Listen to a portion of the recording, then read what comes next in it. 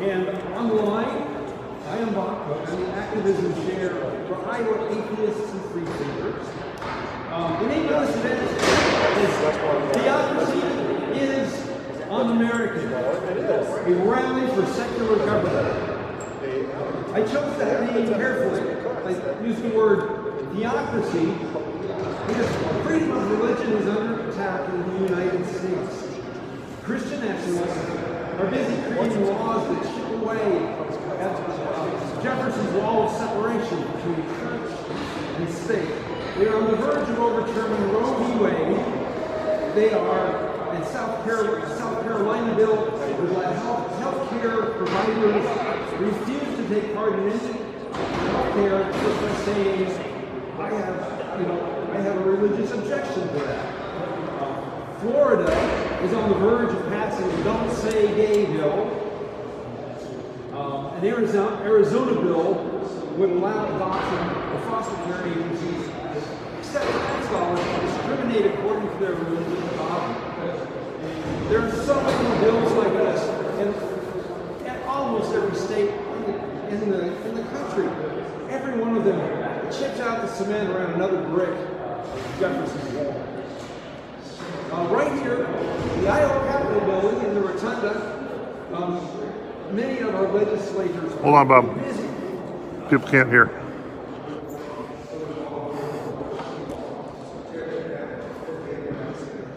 are we doing? Should I start over? Just keep on going. Just speak loud. I use the word theocracy because freedom of religion is under attack in the United States. Christian nationalists are busy creating laws that chip away at Jefferson's wall of separation between church and state.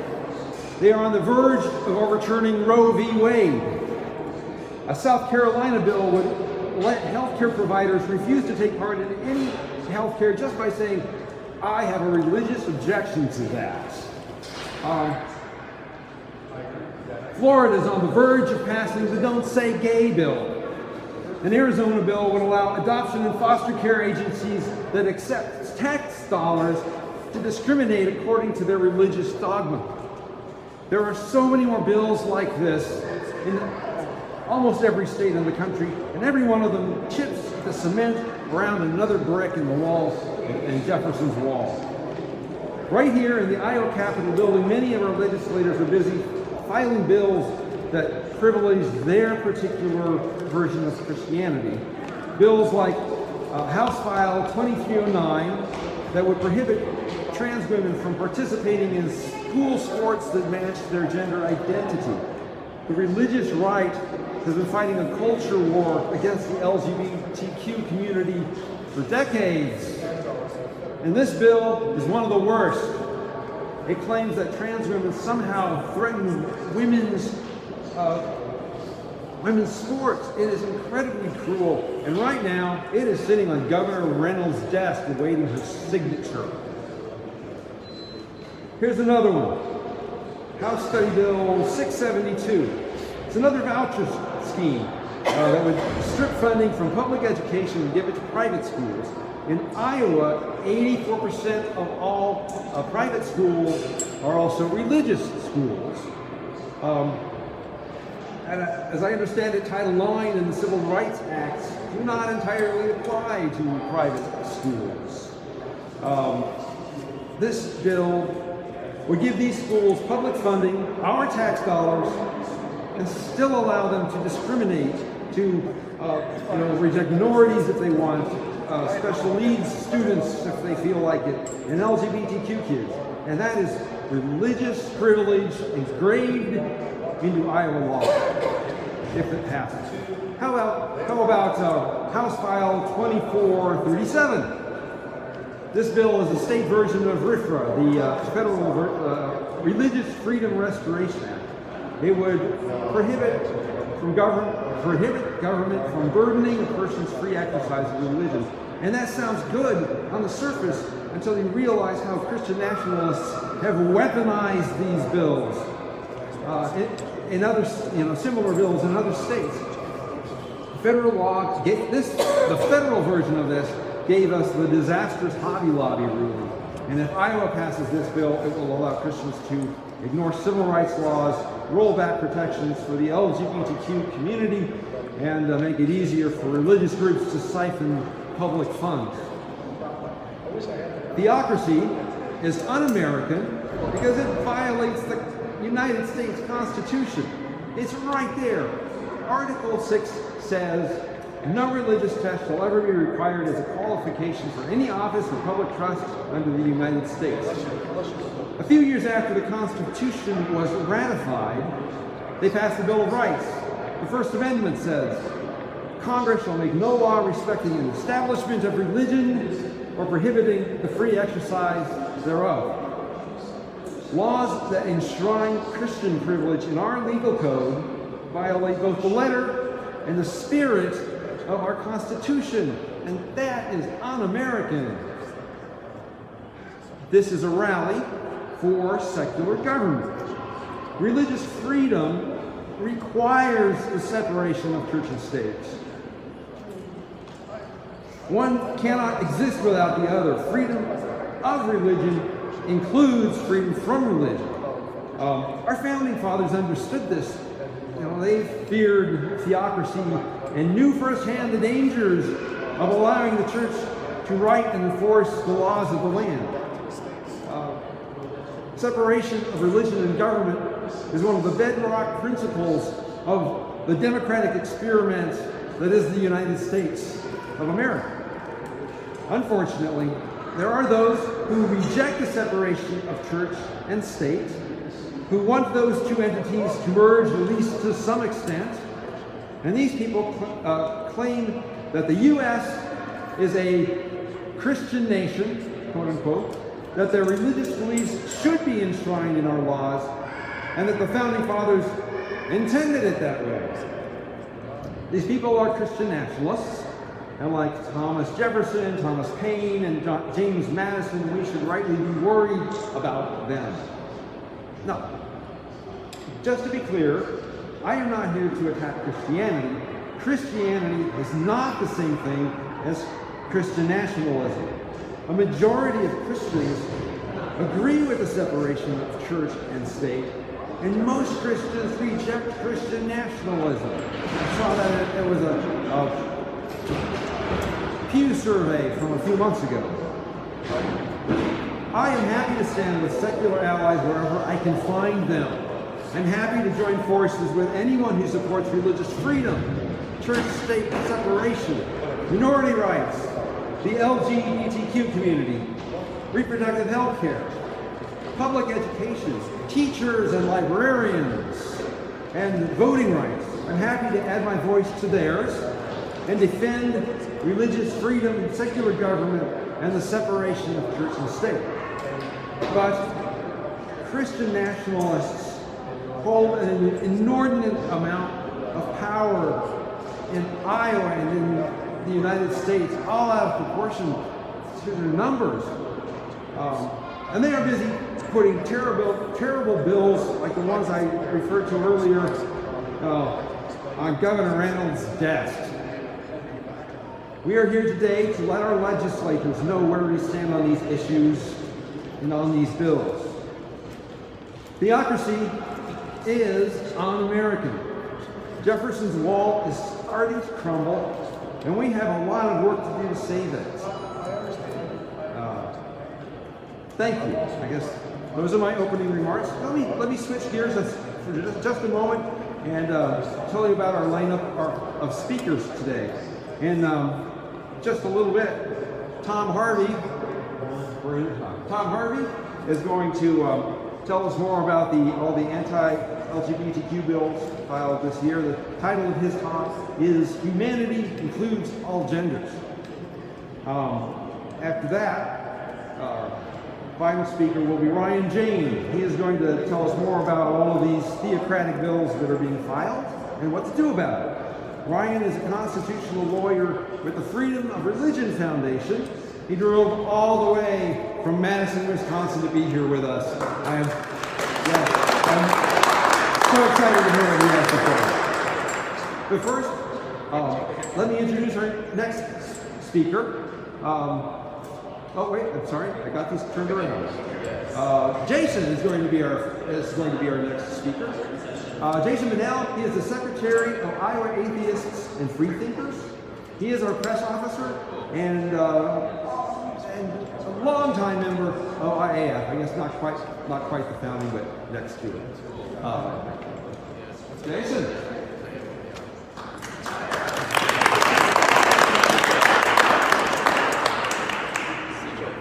Thank you, Bob. Well, thank you all for being here today. My name is Jason Paul Bunnell, and I live here in Des Moines. I'm a father of two, a husband, a veteran, a biracial working class person, and a citizen of Iowa. I've been living in Iowa for several years, having graduated from a small public rural school, graduating class size of 26, attended a public university at Iowa State, and even deployed with the Iowa National Guard to a combat zone over a decade ago. I bring all this up because this likely wouldn't raise any eyebrows or be anything of note, and really it shouldn't be in an ideal Iowa, if not for one fact that seems to be an issue for so many of my fellow neighbors and this legislature. I'm an atheist.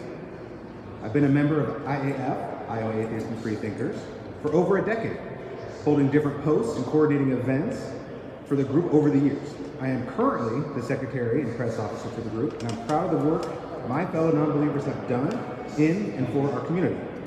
Whether it's spearheading school supply drives, providing community for those who are non-religious, or educating citizens on our public events, our group has a lot to be proud of. However, there's another important aspect of a group like ours, and that is the protection of the separation of church and state. When equality is under attack, atheists show up, which is why we, and I, am here before you today, not only as an atheist, but as a citizen that values a secular and equitable government. The simple fact of the matter is that we don't have a government, if we don't have a government that is free of religion, then the citizens that live under that government aren't free either. To many today, particularly comfortable Christians in majority culturally Christian areas, this notion is often waved away as simple grievance seeking or boat rocking, which is what we'd expect from someone who's very comfortable in that boat, and if that boat's very profitable for them, both economically, culturally, and politically. Yet, as time marches on, we see more and more folks are leaving their religion and questioning the faith of their parents and grandparents. After all, the single largest and fastest growing religious group, if you could call it that, is the nuns. None of the above. Those with no religious affiliation. According to Pew Research, there are actually more people that identify as having no religion than there are many other faiths in Iowa. That includes Catholics, Jews, Muslims, and even in the next round of polling, evangelicals. We're that close. All of this is true right here, right now in Iowa. The dismissal of church and state separation issue seems a lot less like dismissive hand-waving and more like a frantic refusal to admit that as more Iowans become less religious, they're going to become more critical of religious overtures from our government and the actions and statements of the legislators in it. But it wasn't always this way. With religion being commingled with government, and not even here in Iowa, we need only to look when Iowa was becoming a state that this was an explicit point made by not by non-believers, not by Muslims, not by Jews, but this was a point made by Protestant Christians. There was a very real concern that public monies and codified laws could be made and used by religious communities, particularly Mormons and Catholics, to discriminate against Protestant Christians. The solution that was correctly arrived upon was to bar any and all state establishment or endorsement of religion in order to preserve a free and open society that treated all citizens as equals. The only way to have equal protection for all religions was to keep government out of it altogether. To quote the Iowa Constitution, which does mirror the U.S. Constitution, Article 1, Section 1, the General Assembly shall make no law respecting an establishment of religion or prohibiting the free exercise thereof, nor shall any person be compelled to attend any place of worship, pay tithes, taxes, or other rates for building or repairing places of worship, or the maintenance of any minister or ministry. Clearly, this was intended to create a separation between the faithful and the government to ensure that no one is compelled to support one over the other. To paraphrase Christopher Hitchens, many religions now come before us with ingratiating smirks and outspread hands like unctuous merchants in a bazaar. They offer consolation, solidarity, uplift, but we have a right to remember how barbarically they behaved when they were strong and had all the power, and they were making an offer that you literally couldn't refuse on pain of death or exile. This is why we need to make sure that the wall between church and state separation stays strong. I wonder why legislatures want to make this kind of institution strong again, especially when we are intended to be a free and equal society, not one of the faithful with rights and privileges and everyone else without. So, the wall between church and state. Somehow this has been lost in the state in the last few decades, and it really impacts us today. We have public monies going to religious schools that were founded not to provide a church atmosphere for students or to enhance education, but they were explicitly established to get around civil rights legislation, particularly laws that compel public schools to admit ethnic and religious minorities. These private religious schools were founded on and specifically act on their wishes to discriminate against the general public. Yet we have legislators and even a government who is intending to use public dollars to support this behavior even further with these new voucher programs. If religious schools wish to follow their own faith-based curriculum, so be it. But the general public should not be footing the bill for such things. The wall further erodes when this happens. Further still, students in public schools are required to attend and encouraged to participate in a recitation of faith each week in a school setting, led by a member of the publicly paid staff, most not knowing what it means, and certainly none of it having to do with their education, compelled to invoke a deity that they don't even know about and don't believe in. The wall further erodes. Even during a global pandemic, with all of the science and data suggesting that mask wearing, social distancing, and vaccination is the best method to slow the spread of a deadly disease, religious organizations and gatherings were exempted, despite the increased lethality to the public at large because of this. The government was allowing faith-based convictions to overrule the public good. The wall further erodes with deadly consequences. This is not a way to provide an equitable and fair government that respects all Iowans. If one's faith or claim of faith can exempt one from the basic laws that apply to other Iowans, then the government isn't living up to its promise or its mission. Religion should be kept separate from government, and as James Madison put it so well, religion and government will both exist in greater purity, the less they are mixed together. We should take those words to heart. I am not here to say that all atheists want religion to go away or that religious people ought not to practice it. Only that faith-based and sectarian justifications for legislation are poison and dilute our government and make it a less just and representative one. Yet, there is another issue that must be brought up on this floor. Recently, this caused so much outrage and flies in the face of the Iowa Constitution. This violation, like so many others, has its root firmly in the grounds of religious faith. First, I'm going to quote again from the Iowa Constitution. Article 1, Section 1. Rights of persons. All men, by nature, free and equal, and have certain inalienable rights, among which are those of enjoying and defending life and liberty, acquiring, possessing, and protecting property, and pursuing and obtaining safety and happiness. Now, this surely applies not to just men. And you will note that it says, by nature, not by any god or supernatural being. That's in the Iowa Constitution. As the state motto says, our liberties we prize and our rights we will maintain. There's no room to quibble on this point, and there are no amendments changing the point of this section. This applies to all persons of Iowa, regardless of their race, age, ethnicity, and yes, their religion or lack thereof. This also applies to gender and gender identification. And when equality is under attack, atheists show up. We have seen these same moral panic arguments from religious groups and churches in the past, and evidence just doesn't seem to matter to many of the faithful. Whether it is integrating schools, allowing interracial marriage, allowing for same-sex marriage, and now the actual existence of trans persons, religious faithful stand in opposition to these movements of progress at every turn. Every time we see an attempt to do an end run around these civil rights legislations, human rights, and equal treatment of all Iowans, as the Constitution says, there's a faith-based argument underneath it, and a religious justification. And so, we see legislators literally saying that trans people don't exist, and they're just going to legislate LGBTQ Iowans out of existence. This is here in Iowa, a state that had historically been ahead of the curve when it came to taking the words of the Constitution and our state motto to heart. Yet here we have faith groups and legislators in lockstep with religion as a culture to harm a group of Iowans which they seek to define as the other, or lesser, or somehow outside of the Iowa Constitution. There is no care for the equality of Iowans in these actions, and only faith-based solutions spilling over the wall of church and state separation is in search of a non-existent problem. It is quite frankly despicable, deplorable, and our children already look upon this state with shame because of these kinds of legislative actions. These reasons, and others mentioned before, are why we are here today. This is what happens when a government is commingled with religion, a state that becomes inherently unequal and unjust in search of sectarian solutions to the public good.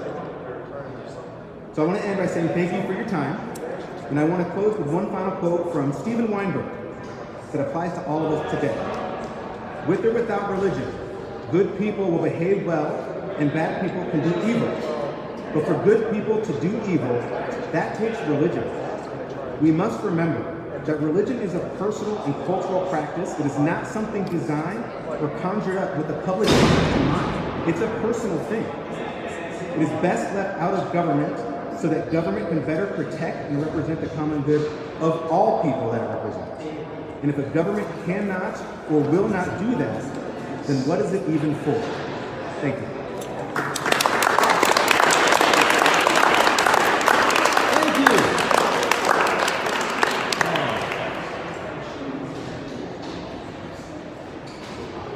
I have to go read the Iowa Constitution. It's been a while. I didn't remember all of the things that he mentioned. Our next speaker is Tom Harvey. He is a long time member of IAF, secular humanist, and he's going to tell us about the LGBTQ bill.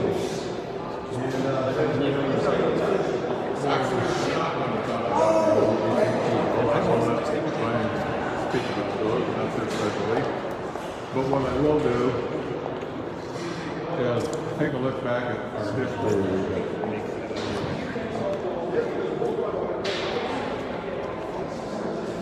Forgive an old man who can't see very well. Speak loudly, Tom. Hello, I'm a Tom. There you How's go. that? I'm a Tom, a pansexual, using pronouns of he, him, and they. I'm a human astrologist, the husband of one for 24 years, since February of 1998. I'm a father, a combat veteran of 2 tours in Vietnam, and currently a homeowner, retired in north central Iowa. My fear of public speaking has been a major reason for not speaking up here prior to now. The rise of anti-LGBTQ legislation of Iowa has broken all records for violence and divisiveness, and must be countered. Teachers in public schools are under attack. Religious Taliban-like fundamentalists are striking out at anyone different from their WASP pro-biblical nationalism and have gone far beyond reason this year. We're here for reason on the Hill. We support reason versus religion. Let's vote for reason, not religion. Who is hurt by diversity? No one. We all gain. But who is hurt by division and targeting? The poorest, the meekest, the least cruel, the least hurtful, our children. The children who grow up in pain that makes them resort finally in the end to suicide because they feel discriminated against and feel like they, for some reason, do not belong. That kind of leadership, that kind of legislation is being promoted under this dome today as we speak. Imagine there's no heaven. It's easy if you try. No hell below us, above us only sky.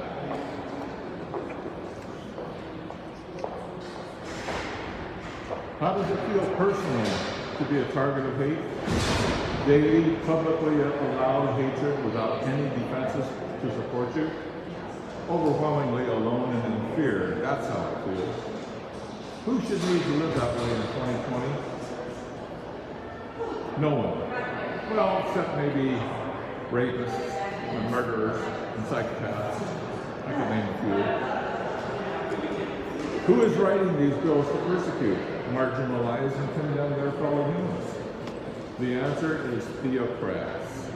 Theocrats who seek to bully, fundamentalists who want it to always be like the good old days of the KKK, lynch mobs and mean white men in control.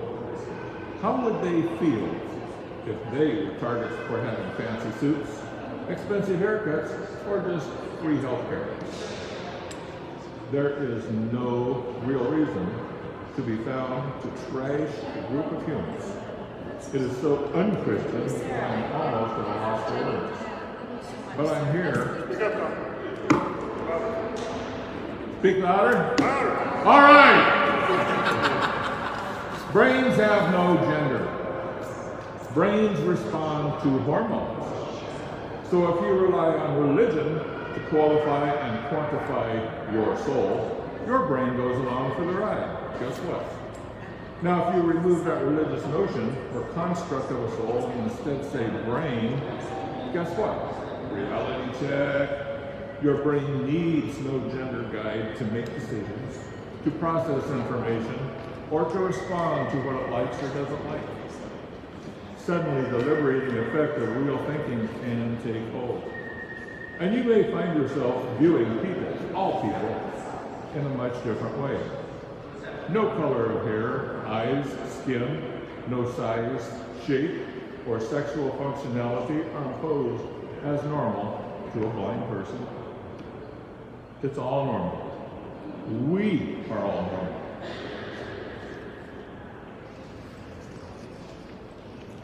Let's review earlier theocratic social injustices imposed on women, slaves, and anyone different since recorded history began. People claiming to hear voices of gods have been misguiding the rest of us and getting us to pay for their lifestyle since who knows when. But none of them really proves that God, not nature, is behind all those curtains. Women should have been equal since the first successful mating game, rather than winning at Blame Eve game. Suffragettes and feminists bled and died here until the 1920s, gave them legal rights to vote, and the 19th Amendment still stands. Slaves suffered under theocratic oppression and interpretations of a few cherry-picked Bible verses. But slavery was also overruled in 1865, again by legal might, not a Christian right. Northern churches certainly helped, and Darwin's theory of evolution fell upon open minds and sped up the collapse of unjust ownership of humans. Segregation continued, though, until 1965. But it still has a bunch of white men cowardly hiding under sheets and hoods while they cling to their pathetic ideals of bigotry and privilege and white nationalism. Good Christian men ever won. Time after time, theocrats in power have held someone hostage. Current family leader tactics are based on more of the same. Funding of GOP sycophants in office continues unabated. Tax them. Tax the churches. When the Spanish and Portuguese navigators found new lands where we now stand, they too used biblical rhetoric to enslave and plunder, divide and conquer. Why, how dare those precocious natives hoard their gold, gems, and silver? God needed their souls, not just their land and their lives. I look at this window beside me here with the flags of the native tribes that were once in this region and look at the pathetic little Meskwaki and Tama reservation where they're now more or less confined. And I see an example of culture war in effect. I see with the LGBT community under attack with this current batch of rotten legislation, another culture war and a group of citizens under attack, a group of human beings under attack. This is why I'm up here speaking. I'm pissed. 500 years later, many millions of South American and Filipino people suffer under the boot heels of theocracies that are conjoined with quasi-democracies. Stone Age beliefs need to die. Theocrats need to get voted out. Equality demands inclusivity. In Jack Rogers' book, Jesus, the Bible and Homosexuality, he notes a pattern of misusing the Bible to justify oppression. Example after example are given in that book of how theocrats have misquoted, misinterpreted the Bible or specific verses to fit their own needs, to fit their own agenda, to fit their own program, to stay in power, and to keep money flowing into the coffers of their special little pathetic churches. Lame thinking is no excuse for this to continue. None. Segue to America 1620. Slavery and inequality for women were justified both biblically and politically by fearful men clutching at power in times of rapid change, increasing population, and more rapid access to news, information, and world events. What we're seeing in this generation again. Where were women soldiers during the Revolution? During the Civil War? Spanish-American War, World War I, sidelined for safety. Really? Equality? Yeah, right.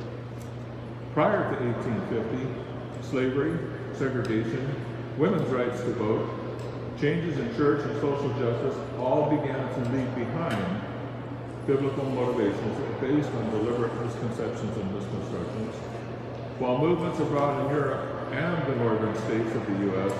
utilized religious convictions for sea changes in public sentiment against oppression and slavery. With Darwin's theory of evolution, tensions accelerated in the U.S. into civil war. Not just against slavery, but inequality in general. The churches finally agreed. Slavery, bad. How many times do we have to push back against the church and its power to cause problems and social injustice? How much longer do we have to fight churches trying to take over the power of state? Like slavery, like women's inability to vote, and segregation still being battled, the stakes are high. Theocracy persists in using powers of male dominance to enforce social themes and culture wars without validity, often with bigotry and misogyny. Churches claim to speak for God, to have men who understand how to read and interpret their holy books without debate, and yet history has proven time and time again how social pressures resist that type of duplicity, forcing their leaders to retire, step down, move away, or die. Oh well. Then, sadly, new prophets arise with perhaps a bit more tact. Why should we allow the cycle to repeat once more? Imagine a state without religious bias, pressuring everyone to obey stereotypes or get mislabeled. What are labels, really? Imagine the loss of revenue to churches that move too slowly for public opinion.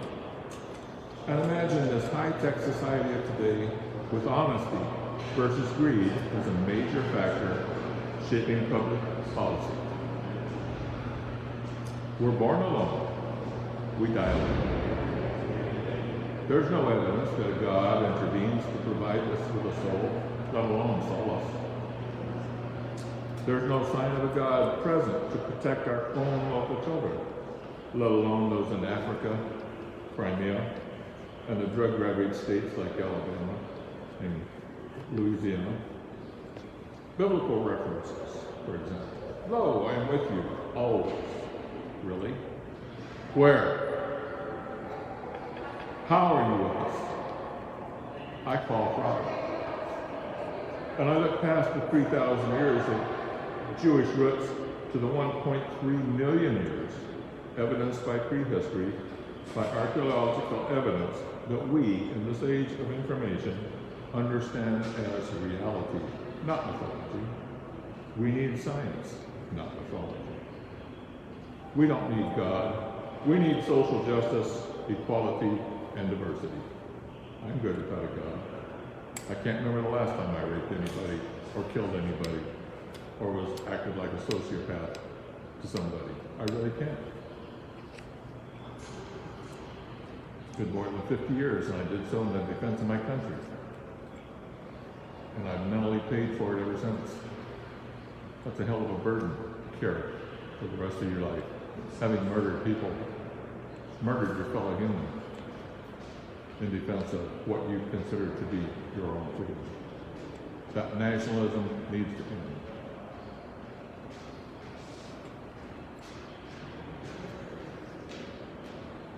Back in the 1920s, eugenics was preached by a Reverend Osgood up in Minneapolis as a method to purify mankind to become God's chosen people. Reflecting on then current scientific curiosity and the willingness of churchgoers to hear progressive ideas, too many pastors were led to espouse eugenics. Those listeners were the parents of many of our current legislators. I'll name a couple here briefly. Today's efforts by groups such as the Family Leader and Turning Point and focus on the family to manipulate public policy are just branch roots in that immoral effort to purify the populace. Pushback, hard. We are citizens of Iowa. Our liberties we prize. Our rights we will maintain. But unlike the current Tropolis line ball selling out brothers and sisters for blood money, the LGBTQ community is morally honest in ways that the GOP can no longer encompass. Challenge them. Ask why.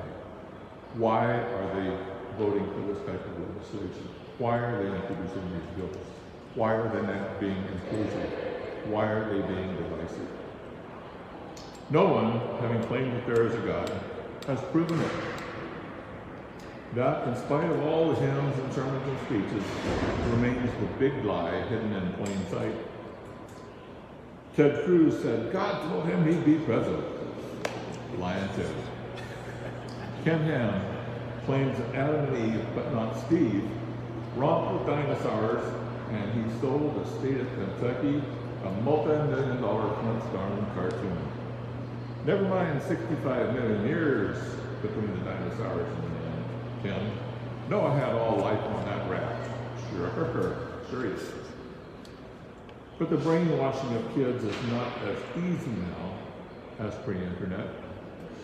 Rodney Feenstra and GOP pawns of the Fundy right are selling our schools with our tax dollars to corporate and religious entities and their allies for greed. Eugenics of the mind versus destruction of public education is their goal. Via destruction of public education is their goal. We need to vote them out. We do.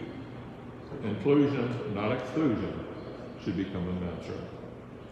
Imagine there's no countries it isn't hard to do. Nothing to kill or die for. No religion, too. Here we have from the Wright County Monitor and Clarion News Online. The view from here, an article in yesterday's newspaper by Dennis Guth, Senator Dennis Guth and Senator Terry Baxter, a born-again evangelical ordained minister, by the way, who is up there introducing these LGBTQ and transgender bans and laws restricting, legislating against, rather than choosing to include and promote diversity. I've got their phone numbers and I'll put them at the end. But again, I ask you to imagine a unified humanity based on humanism, not capitalism. One goal, that of peace and harmony, allowing LGBTQA people to not feel fear as neighbors and to unite with energies of style and beauty and artistic expressions without bias. without fear, without the hatred. The AMA, the American Academy of Pediatricians, American Academy of Psychiatry and the Law, American College of Physicians, APA, ACA, NASSA, over 477,000 professionals in this country agree homosexuality is not a mental disorder, and there's no need to try and legislate a cure for sexual orientation, gender orientation, or transgender children. Our biology knows what it likes. Our brain knows what it likes. This strongly counters the spurious claims of Dr. James Dobson, a child development person, who insists on perverting biblical scripture and claims that it's all a gender identity disorder. Why, I ask, are so few of his peers agreeing with him? On the contrary, most experts, including Jack Rogers, professor of theology emeritus at San Francisco Theological Seminary and moderator of the 213th General Assembly of the Presbyterian Church, USA, disagree. 477,000 people, including some religious theologians, disagree with family leader Dobson and that Tony Perkins guy down at the family council, family leadership. But back to the science, if I may. Do we all know that there are 6 different combinations of chromosomes that spell out specific gender traits? From X to XXXX, with XX and XY in the middle, male and female, more or less. In other words, there is a spectrum of gender traits and combination of sexual expressions that can be very much more complex than M or F. This is from Scientific American, February 18, 2015. Again, I ask, why are we allowing these GOP bills aimed at the LGBTQ family to separate us from the family of men? Let no bad deed go unpunished, both and all. I recently saw Augmented on PBS, an awesome glimpse into the science and tech world of bionic and robotic links to human nervous systems. Not just veterans are beneficiaries, but in time, all who need a little augmentation to express their best lives will have access to this life-changing technology. Trans kids deserve no less, and truly, much more, in my opinion, to develop and grow into the thinkers and leaders that will help provide further and future unity in this country and in this world. Imagine all the people sharing all the world. Would that endow us with the sensitivity, the sensateness required to find a connection that lasts to all other humans, now and future? Why are we not commanding laws to control greed rather than gender? Why aren't GOP leaders seeking to tax churches and church properties 10% to fund universal health care, since none of the faith healers or prayer warriors are curing the sick and replacing the hospitals? And the world will live as one. Thank you, John Lennon, for your immortal and timeless words of inclusiveness and speaking up against the power of theocracy. Thank you for attending.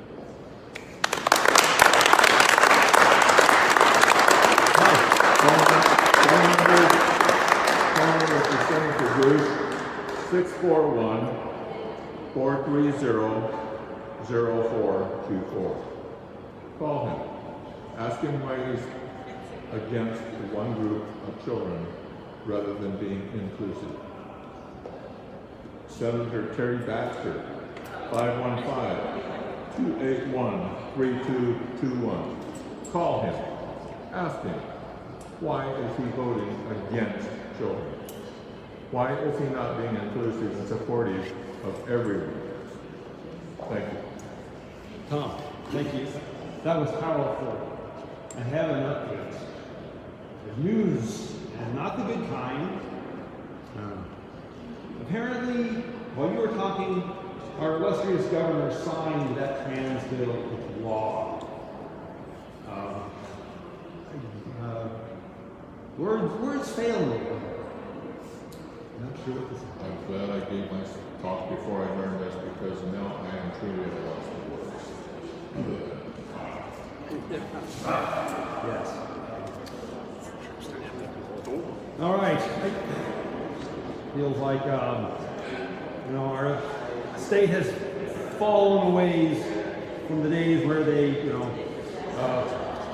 maintained our liberties and prized our rights. All right. I would like to introduce Ryan Jayne.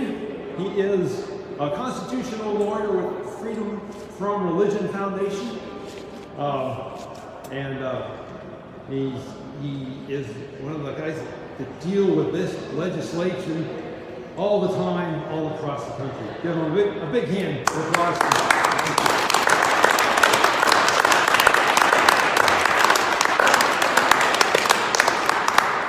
Thank you very much. And it's a shame to have to follow such powerful speakers, and especially on the tails of news that this trans athlete ban was just signed. That's terrible, but it's a reminder of why we're here. So I want to thank Bob and everyone at the IAF. We have a good crowd that showed up here in person, people online. Thank you for showing up. Thank you for caring about this issue. Again, this is a reminder. This is happening as we speak. This is an ongoing crisis that we can help with. So my name is Ryan Jayne. I'm a constitutional attorney with the Freedom from Religion Foundation based in Madison, Wisconsin. And we at FFRF aim to do two things. We aim to educate and we aim to separate. We educate the public about what it is to be a non-believer in the United States. We educate about the history of state-church separation, and then we work to act to keep state and church separate. Now, I'm first going to talk about a few bills that are moving in Iowa. Then I'm going to talk a little bit about why it's important that we focus on this particular issue. Why is state legislation something that's worth your time? And then I'm going to take a little bit of a step back, add to the previous speaker his wonderful comments about why state-church separation, why is this such an important issue. Something that I do at FFRF is that I track state legislation in all 50 states. And so this is not only a very overwhelming task at this time of the year when all the state legislatures are firing into motion and every lawmaker wants to get their bill out there, and I try to keep track of them and organize them all. But it also allows me to see national trends, things that for better or worse, are movements that are trying to be made across state lines in many different states. And what we see in Iowa are several examples that are alarming locally, but they are part of greater national trends. So I want to comment on some of those, make sure that everyone is aware that these are not isolated issues. This is part of a greater problem that we have to combat. The first one I want to mention is part of a group strategic effort called Project Blitz that you may have heard of. And so this was mentioned earlier. This one, the bill I wanted to mention is the state RFRA. So this is SF 2284 and HSB 593.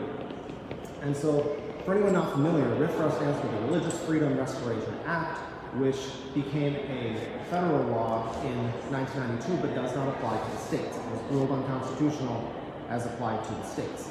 And there were some well-meaning people who supported RFRA federally in the beginning because the idea was they wanted to support religious minorities. So the case that gave rise to RFRA was a group of Native American religious practitioners who wanted to use peyote in spiritual event that they were doing and violated federal drug laws. They wanted a religious exemption to that. They lost at the Supreme Court. Arch-conservative Antonin Scalia wrote that religion does not give you a license to be exempted from generally applicable neutral laws. And I would submit that that is the right rule. You can't have people just saying for religious reasons they don't have to listen to laws that they don't agree with. That's not a workable system. But people were concerned about this. They wanted more religious freedom, and they saw this as an affront to religious freedom, so they passed the Religious Freedom Restoration Act. What we've seen in practice since then, though, is that it is not religious minorities that are benefiting from RFRA. The vast majority of the time, what it is it's the religious majority who want a license to discriminate against minorities, and RFRA allows them to do this. So the clearest example you see at the federal level is the famous Hobby Lobby case, where you have a Christian-owned private for-profit business that says, we don't like contraception, we don't want to pay for our employees to have contraception, and they won at the Supreme Court. At the state level, RFRAs have passed that allow for discrimination in a wide variety of cases, but almost always in practice, they are Christian business owners who want to pick and choose who they serve. This is not helpful. This is not good policy. It's not good for Iowa, and this should not be supported. Now, as I mentioned, RFRA is part of a greater effort called Project Blitz. The idea of Project Blitz, for anyone who's not familiar, is a multiple stage approach. And they had a literal handbook that they released for several years that laid out exactly what they were trying to do. And Project Blitz was the name they chose, by the way. We didn't give that to them. They were shamed into dropping that name. I think when they realized how bad it looks, they changed their name to something really innocuous and forgettable, and they stopped publicly releasing their handbook. But here's their plan. Their plan is that the stage one is you put religious imagery all over the place, especially in public school. You want young kids especially to think that they live in a Christian country with a Christian government running it. And you instill in the curriculum of the public schools warped versions of history that also further suggest that Christianity has an elevated, special place in our society. And then they want to utilize that understanding as if they have that cultural the foot in the door, to then pivot and undo all the great civil rights work that has been done over the past 60, 70 years. They want to roll back same-sex marriage, roll back women's equality, reproductive rights, all of it. That's their playbook. They want special religious exceptions to what we now know the law should be, which, I'll remind you, is exactly what even Antonin Scalia said is a totally unworkable system. It cannot be right. So Project Blitz is still going strong. Like I said, they don't call themselves that anymore, but you can find on FFRF's website, or there's a website, blitzwatch.org, you can see a list of all of their model legislation, and we track carefully which states are advancing them. So that's another question you can ask. If your state rep, your state senator, are supporting or voting for Project Blitz bills, there's another question you can ask them. Why are you advancing and supporting a bill that has these goals and that has these backers? Groups like wall builders, if you've heard, just terrible ahistorical groups that want to distort history are the groups behind the Project Blitz effort. So you can ask your representatives, why is it that they support these bills? The next one I want to highlight is number SF 2043. This is an example of the assault on public education that I mentioned. And I wanted to highlight this because this is truly one of the most bizarre and just dumbest bills I've seen anywhere. And so I'm sorry to say that Iowa gets to be the state where I saw this bill. There's some other states that will give you a run for your money, but this one's really, really bad. So this bill does a few different things. It has to do with the Pledge of Allegiance in public schools. First of all, it would require K-12 teachers to say the Pledge of Allegiance. If this became law, they would violate the law if they chose not to say the pledge. It also would require K-12 teachers to stand during the Pledge of Allegiance. even if they wanted to just sit while saying the Pledge of Allegiance, that would violate the law. And then finally, maybe the most chilling of all, and chilling is exactly the idea of what they're going for, it would ban K-12 teachers from saying anything about the pledge that students could interpret as unpatriotic or politically influential. So, goes without saying, I'm a constitutional attorney, easy call. This is an unconstitutional bill. But that doesn't necessarily matter. This is sort of one of these bills that it's messaging, it's posturing, and it's pandering. They're trying to elevate this sense of false patriotism and the idea that we are one nation under God. And if you are a public school teacher, how dare you oppose this or even discuss any of the ways that this might not live up to our standards. And so they want to create a system of forced speech, forced nationalism, forced patriotism, which I would submit is absolutely un-American. So it is upside down, the idea that you're going to advance American values by requiring people, requiring government actors to vocally support this zombie-like patriotic exercise. So I wanted to highlight that, again, part of the greater trend of assaulting our public schools. Last specific bill I wanted to flag is about reproductive health care. So this one, there are a lot of bills I can point to. This one's HF 383. It would require signage and misinformation to be posted about medication abortions, saying that they cause harm or are ineffective, despite there being no evidence supporting that. So that bill is just one of a flood of anti-abortion bills of pretty much every imaginable sort. If you can think of it, there's probably a bill in the Iowa Legislature that's sitting there right now. It seems like the top priority of many Iowa legislators is to make sure that they file their own unconstitutional anti-choice bill, making sure to do some virtue signaling and some shameless pandering rather than actually taking steps to help the people of Iowa. Now, these are just among, like I said, some of the national trends. There are also, I could go down a whole list of bills about assault on LGBTQ rights. We just heard that literally down the hall from us, the governor signed a bill prohibiting trans girls from playing in public school sports, despite us knowing this is not a problem. It's a fantasy imagined problem with victims who have, frankly, enough to deal with already, and it's just piling on. It's cruel and it's wrong.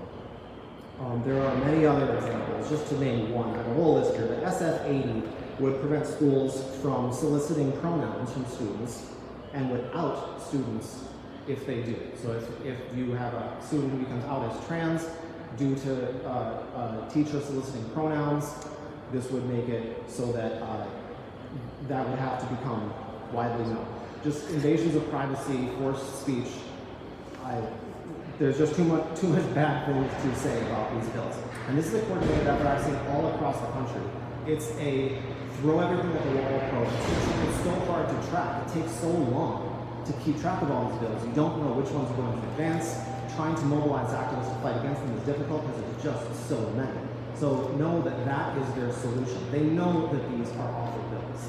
And they're just throwing in as many as they can because they want to win this messaging war. They want to reassert their position of religious supremacy. They don't like that people are becoming okay with the idea of there being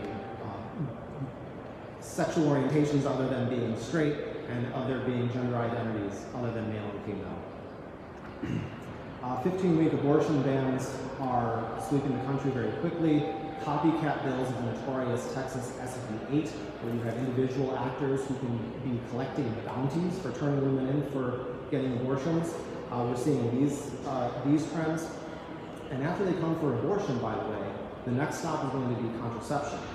Some people seem to think that this is hallowed ground, that they're not going to go there, but believe me, they will. If you go back just a few decades, you'll see that that was the previous battleground. They will be going back for that. They want to roll back all of these gains that we have hard fought for decades. Attacking and distorting public education, as I said, is a top priority. They know that the demographics are against it. the kids are all right? If there's one piece of positive messaging I can give to you, it's that I'm hopeful for the next generation. By and large, when you look at kids, they are very tolerant, very understanding. They know that there are spectrums of gender identity, that not everybody is the cookie cutter same, and that's good. It's good to be in a diverse, pluralistic society like that. So when they see bills like this, most young people say, no thank you. This is absolutely repulsive to them. So that's why the top priority for Christian nationalists is to get into public education. They feel they need to get to the kids young. They have to indoctrinate them at an early stage. In case it sounds familiar, this is of course the playbook of religion. It has been for centuries. We've seen book bans around the country, bills that are attacking critical race theory, or rather what people imagine critical race theory to be.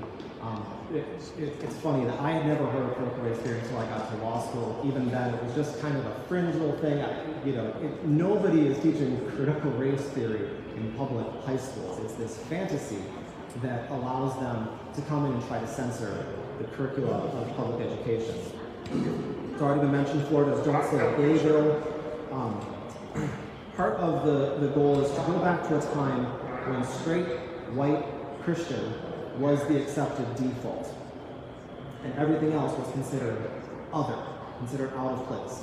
That's the goal, is to go back to that time, where if you don't fit into their mold, you are not a true American. You are someone different, and you deserve second-class status. All of this comes back to the central problem of Christian nationalism, which again, this is very different than Christianity, as Bob mentioned. There's even a group called Christians Against Christian Nationalism. All right, so you can oppose the idea of Christian nationalism and decry it as being the un-American nonsense that it is, without saying anything bad about Christians. Completely different things. But this Christian nationalism, this is what I was talking about with Project Blitz. This is what they have been aiming for a long time. Put "In God We Trust" on every public school classroom. Put Christian symbolism everywhere. And then insist on religious privilege that in practice will only be applied to Christians, and in practice will only be applied to the right kind of Christians. Do you think that they want exceptions to laws? If someone says, well, my Christian belief requires me to violate the law by helping a refugee to stay in the country even though it violates immigration laws. Or what if you have a Walmart manager who says, well, my Christian religion prevents me from selling guns to anyone because these are weapons of death. No, somehow I think that the lawmakers who are so obsessed with religious liberty would say, that's not what we're talking about. We're talking about business owners who don't want to give cakes to gay people. That's what we're talking about. So it's the right kinds of Christian with the right kinds of aims that they are aiming for. Now, another very clear example of Christian nationalism, just to solidify. Think back on Trump's Muslim ban, all right? Don't forget that that law not only prohibited Muslims from entering the country from certain Muslim-majority countries, it also specifically made it easier for Christians to get in from many of those countries. So again, this is not about a neutral religious liberty expansion. This is about favoring one particular kind of Christian. That is their goal. So that is, broadly speaking, what we're up against. But the next thing I want to touch on is, why is this the right battle to be fighting? Why is this the right venue? Why is state legislation the place where we should be focusing our energy? I'm a lawyer, so a lot of people ask, why don't we file lawsuits about this? We have the U.S. Constitution, we have the courts, let's go that way. Of course, there's also federal legislation. You could try to approach things that way. I think the federal side of things kind of answers itself. If you know anything about the U.S. Congress, you know it's a little bit difficult to get things through Congress right now. So that is difficult. And of course, they are further removed from you. You're in Iowa, you have more influence on the Iowa state legislature than you do at the U.S. legislature. That's just always going to be true. You always start local, move your way up when you can. Now, when you talk about courts, I have some bad news for you. As bad as it is to the fight for state legislative change, the battle in the courts, the state of the courts, is worse. There are Christian nationalists in the federal judiciary to an extent that we have not seen before. And this was a deliberate effort of the prior administration to cram as many judges as they could into the federal judiciary. Most famously and most consequentially, this is the case at the U.S. Supreme Court, but it actually goes much deeper than that. When you look at the federal circuits, the courts of appeals of the federal judiciary, it is a very rough picture, and these are all lifetime appointments. So this takes a long time to fix. The only way to fix it without just waiting it out is to enact court reform through Congress, which again, that's an uphill battle to begin with. It's something we should be fighting for, but it is not easy. So, as difficult as it is to fight for positive legislative change at the state level, that is the best chance that we have. And I know it's tough with things like gerrymandering, dark money in politics, assaults on voting rights. They are doing everything they can to keep you from getting your voice heard and to make positive change happen. But I can tell you from my perspective, looking at this at the national level, this is the best chance that we have. This is the place where we should be focusing most of our energy. And it's crucial to remember that even though we have the U.S. Constitution that protects your rights, you have to make it a priority to pass strong, unambiguous legislation to double protect those fundamental rights, because a hostile judiciary can reinterpret and reimagine the U.S. Constitution. It is not as secure as it was in the past, or as you may think it was. Focusing on the legislature, the democratic process, it might seem futile. I can tell you it's not. It's just an uphill battle. Even if you have legislators who you know where they stand on this, it might be very bad or it might be very good. It is still worth taking action. And I could talk more about this, but for example, I'm from Wisconsin. My two U.S. senators are Ron Johnson and Tammy Baldwin. If you know anything about the two of them, you know that I don't need to convince Tammy Baldwin of much. She happens to be really strong on state-church separation issues. On the other hand, Ron Johnson, well, that might be described as a lost cause. But here's some reason that both of these are worth pursuing. On the one side, people who are already strong, they need to know that they have your support.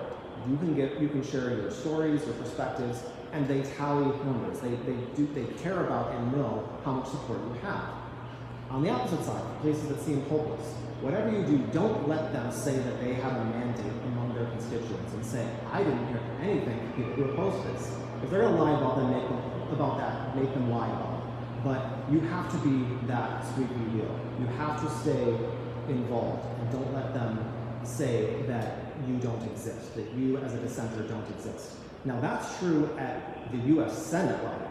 That's true at the U.S. House of Representatives. It's much more true at the state level. You have outsized value compared to those federal circles when you're talking about your local representatives. So whatever you do, stay involved. You have to fight the urge to get cynical. I know it can be difficult, but I'll tell you, Christian nationalists are not getting cynical. Their entire career has been centered around whining about what they imagine to be religious persecution. And that's not going to change anytime soon. That's why they have this outsized influence. So as hard as it is to stay involved, and I know it can get tiring, you have to stay committed to it. Now, with so much energy pushing against state-church separation, I think it makes sense to take a step back and ask the basic question: why state-church separation? Why is it so important to separate the state from the church? First of all, it's essential to religious freedom. You cannot have freedom of religion without a government that is free from religion. Because every action the government takes is done on behalf of we, the people. When the government decides to put up a 40-foot tall Christian cross on government property, it's saying that we, the people, are Christian. When the government says that all taxpayers must pay for private religious education, it is saying that we, the people, support religious indoctrination, and specifically in practice, Christian indoctrination. Now, this is not only inaccurate for non-Christian Americans, it's a violation of religious liberty of every single American. It's just that many in the majority are Christians themselves, so it doesn't bother them. But thus the need to educate on these issues. Again, you can get Christians, people who are in the majority, who understand this issue and are strong state church advocates. Historically, as another speaker mentioned, lots of the big state church battles were led by Christians. Now, typically they were Christians who were in the minority. If you're in a Catholic majority area, you have Protestants complaining. If you're a Protestant majority area, you have Catholics who are complaining. Jehovah's Witnesses won some major Supreme Court battles. But this is the importance of educating and spreading the knowledge of why is this so important. And think about what the founders have learned when they penned the First Amendment. Reflecting on European governments from the fall of the Roman Empire through to the late 18th century.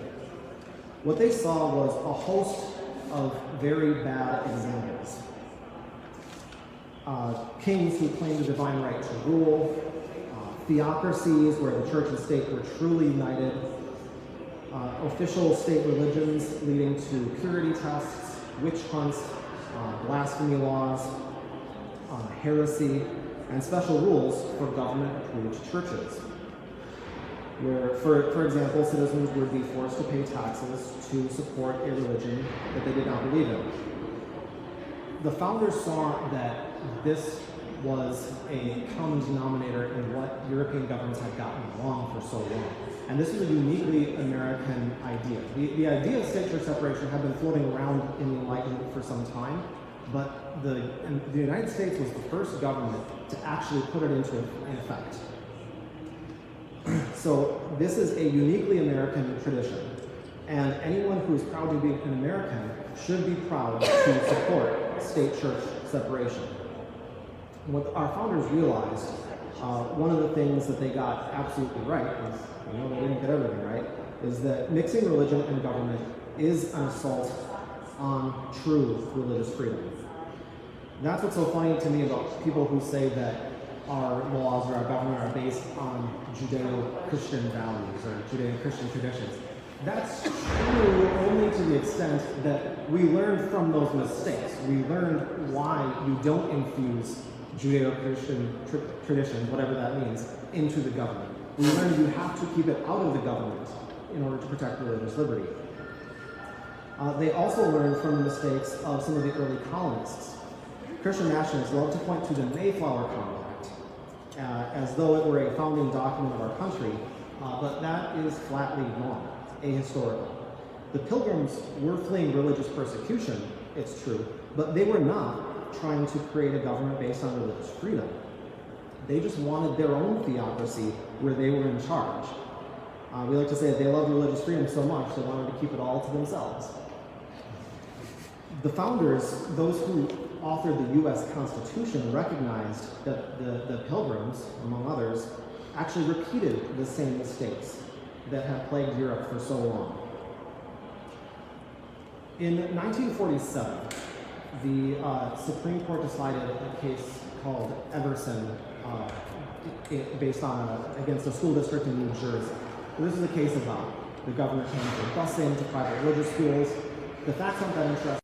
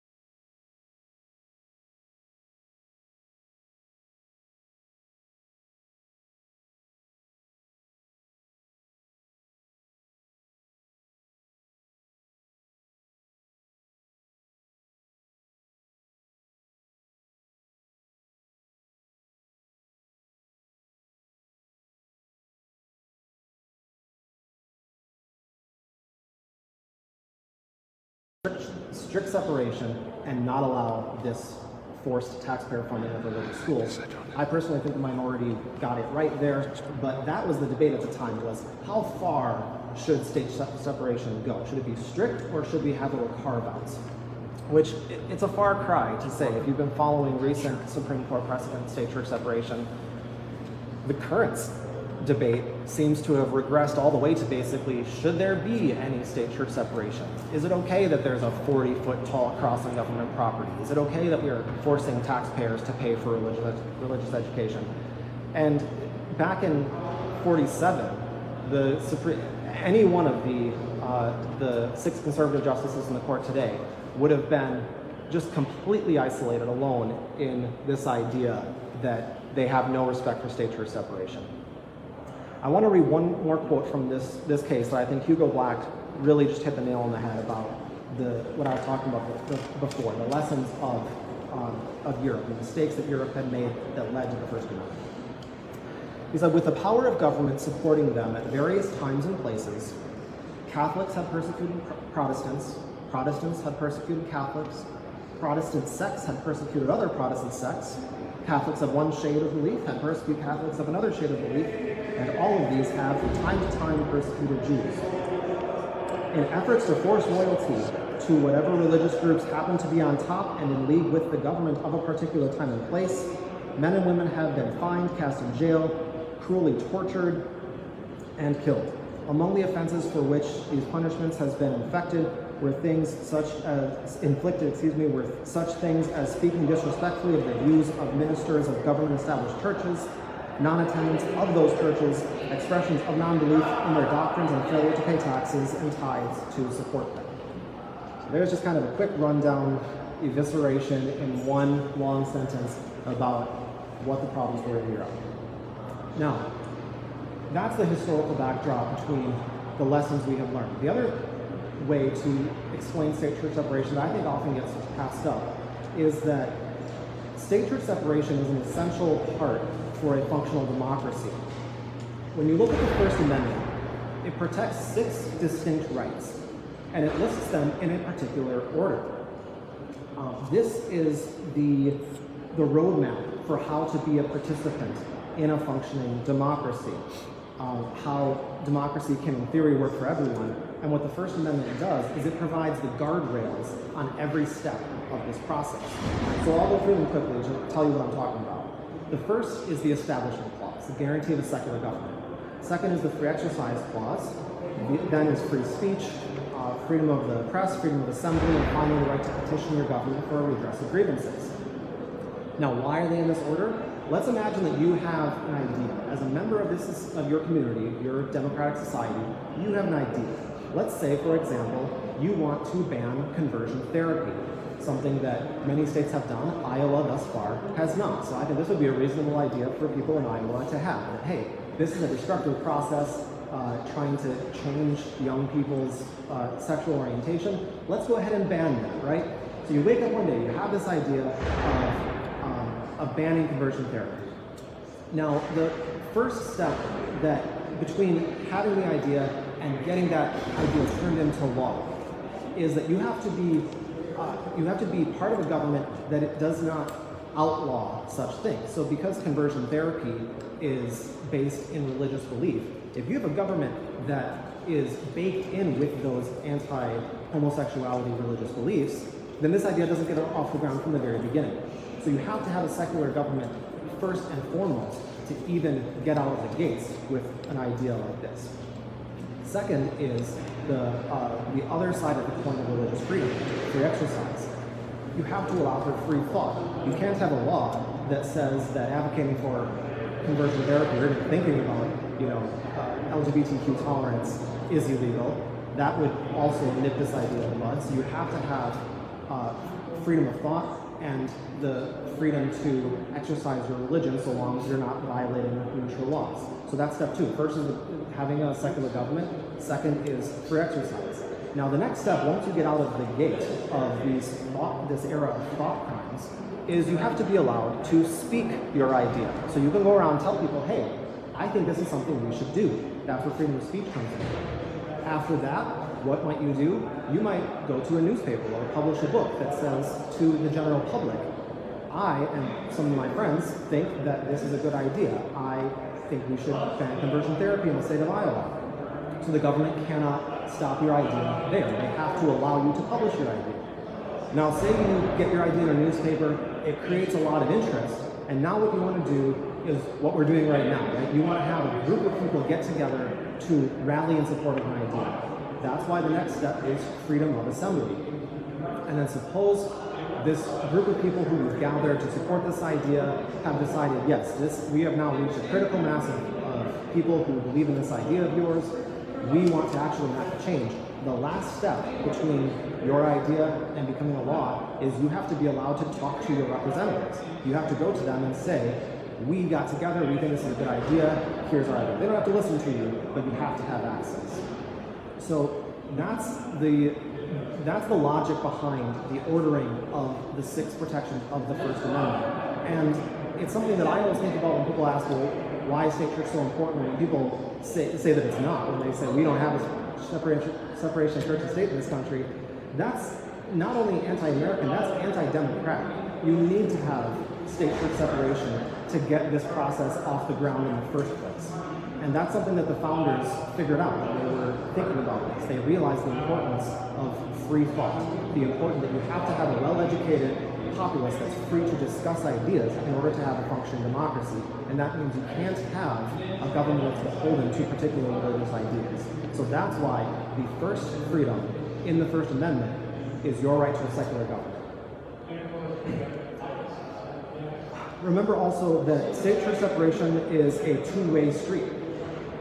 You can't get your religious beliefs into the government without opening the church doors to government interference. You'd think that those who are so adamant about a hands-off government and small government would get this, but it often seems that they don't. The reality is they want all of the benefits of state-church separation without any of the burdens. They want to be able to impose their religious beliefs onto others. They and only they get to reap the benefits of religious freedom. That, frankly, is not religious freedom, and it's un-American. The idea of state-church separation, as I said, has been floating around for a long time in academic discussions, but it was only 250 years ago when the American founders put it in our First Amendment that it became connected to a government action. So I would challenge anyone to suggest something that is a more fundamentally American principle than state-church separation. It's perhaps the most fundamentally American thing that we have. The assault on state-church separation is therefore not only troubling as a religious outsider, someone like me as an atheist, but it's simply troubling as an American.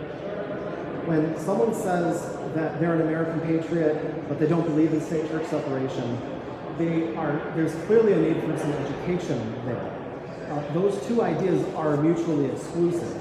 They have to choose one or the other. So with that, my message to you, please stay active, stay vocal, and keep educating people. The future of our country is at stake, but the future can be better if we work to make it so. And if anyone has questions, I would be happy to answer them or to comment on anything else about FFRF or anything I talked about. Thank you.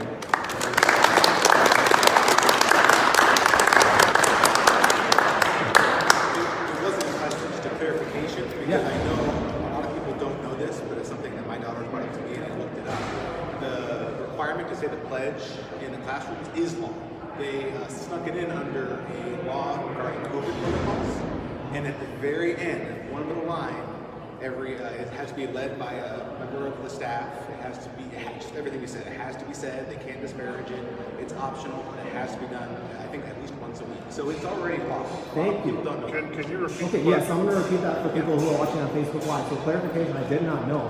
The public education bill that I mentioned earlier, where teachers will be required to stand, recite the pledge, and to not disparage it, that bill that I was tracking did not pass. They did a legislative trick that you see a lot where they took the language of the bill, snuck it in another bill that was related to COVID, and then passed that one through quietly. So that actually, I'm being told, is law in the state of Iowa. That's why most people don't know, because it's exactly that. Yeah. All right, thank you so much. Yes? Has there ever been an effort to put forward an alternative pledge of allegiance to the Constitution? That's a great question. So has there ever been an effort to put forward an alternative pledge of allegiance to the Constitution? Not that I'm aware of. I don't know of anyone who's actually tried to do that. I'll share my thoughts on it, which I like the idea. I've always thought it was kind of strange that if we're going to have a pledge, you're not pledging to the Constitution, you're pledging to a flag. So it's this really kind of weird nationalism about it, where it's not that we believe in these ideas, it's that we believe in our team. Our team is the best. And it's the sort of thing that I often think about. In the wake of World War II, Germany realized the toxic effect of nationalism generally. And so they did a total 180 when they saw the damage that had been done. So nowadays, if you go to Germany and you try to suggest, hey, you should have public school children say a pledge of allegiance to the German flag, you're going to get run out of town. They realize the danger of this sort of indoctrination. And in this country, it's odd to me that we are so blind about that. That like, oh sure, what's the harm? You should be patriotic, so what's the harm making people pledge to a flag? I have a young daughter who, when we drive around town and she sees an American flag, she just, like a zombie, just repeats the Pledge of Allegiance. And it's a scary thing. She's 5. And she has it in her head. She doesn't even know what all these words mean. She pronounces some of them in a funny way, but she doesn't know what she's saying. And afterwards she asks, she's like, hey, what does indivisible mean? You know, but she knows those words and she just recites them without thinking. So I think we should all pause about the idea of these forced patriotic exercises in general. But I love the idea that if you're going to profess a pledge in support of something, it ought to be the U.S. Constitution and not the flag. Thank you for that. Any other questions or I'm asking you comments, about thoughts? Facebook. Yeah. Do you know who your legislators are? What background and where they're from? Who they say that they actually represent? Dennis News, for example, comes from a little town called Flushing, Iowa, population of about 700. He lives on a farm outside of town. Who does he talk to? A few farmers in his local. He told me this the first time. This is where he gets his information. That in American legislative education Alec was a hate group, and it is supportive of all this deconstructive legislation.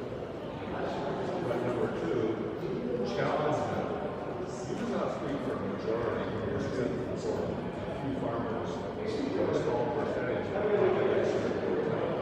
You're speaking for you are supposed to represent all the citizens. I'm going to town hall council on March 11th to confront him and tell him exactly.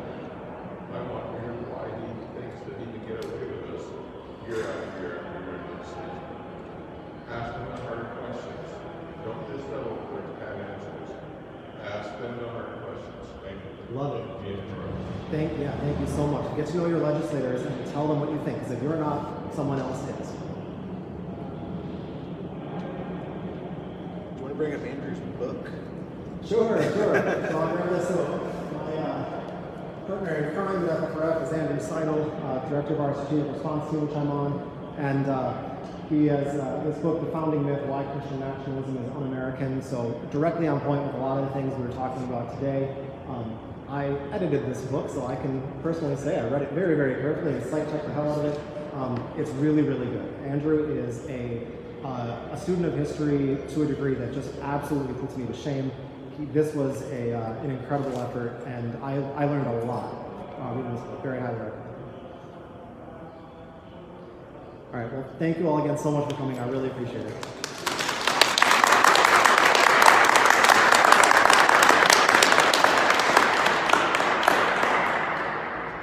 Thank you. Again, thank you all for coming. This was fantastic. Thanks, Bob. Stay focused. Talk to your legislators. You know, hold their toes to the fire. Don't let them pass these bills. We gotta stay in the game. I think that's all I got. Again, thank you so much. 5:30. Meeting up. Yes. Okay. Tell me what's going on.